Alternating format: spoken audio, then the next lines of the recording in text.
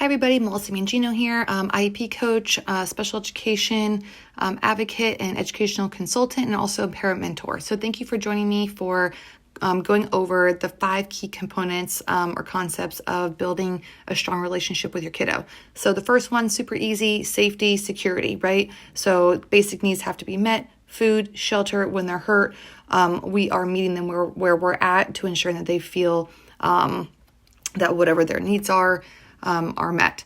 Number 2, we are looking at boundaries and discipline. When you take my online course, I have a whole bunch of different ideas that can range for kids that have ADHD to older kids who are kind of working through that stage of being a little bit more independent, and also for kids that are really little and we're struggling to find out, well, what type of discipline approach am I going to take? This is really important because we want to be consistent with our expectations and the consequences or discipline that are going to result if our kids break a rule in the home. It's really important that we're consistent with that.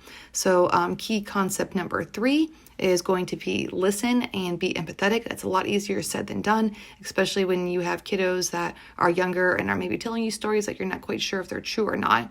But setting that intentional time to listen without your cell phone and being attentive in a nice quiet spot is really important to building that relationship.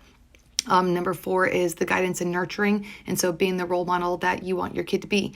And so if we're going to provide them guidance and telling them to do, you need to do X, Y, Z, or you shouldn't do X, Y, Z, doing some self-reflection on how am I as the role model and what is my children watching? What actions am I doing that I may or may not want them to do? And so in my online class, I have a great packet and tutorial on how to do some self-reflection and some questions to answer as a parent about what you feel